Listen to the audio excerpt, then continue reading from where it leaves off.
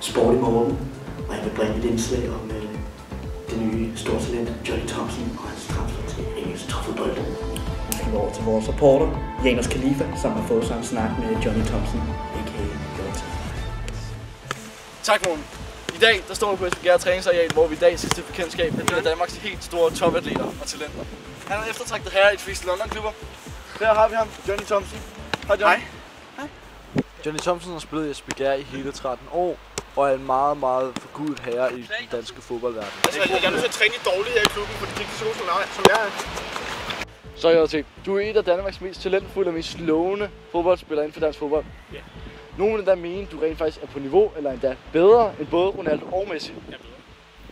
Som I lige her kunne høre, så fejler attituden intet hos vores unge talent. Han mener endda selv, han er på niveau og endda bedre end de helt store topatleter lige nu i fodbolden. Jeg tog mig den frihed at snakke med hans tidligere holdkammerat, nemlig Mads Vorsø. Så, hvordan er det så at spille sammen med JT? Ja, så jeg vil godt starte med at sige, at det er meget svært at forklare, fordi altså, han har den her gave, og på fodboldbanen, det er fortryllende nogle af de ting, han gør. Jeg ser det som et privilegium bare at få lov til at være på banen med ham. Tak for det, og nu skal vi over til vores reporter i London, Luca Birkeløn.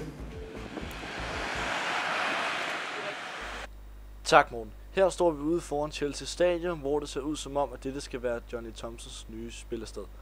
Så skal vi ikke gå og kigge på det?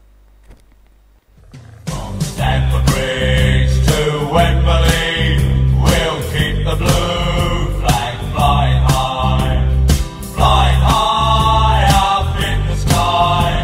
We'll keep the blue flag flying high, from Stamford Bridge to Wembley, we'll keep the blue Wembley. Via skiftet til Chelsea, så er Johnny Thompson blevet den dyreste fodboldspiller i fodboldshistorien.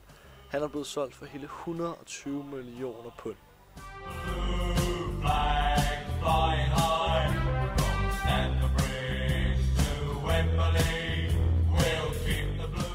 Chelsea er en traditionsklub og har igennem tiden haft mange store spillere og vundet en masse flotte pokaler, men alligevel vil klubben mene, at signingen af Johnny Thompson er et af deres helt store trofæer.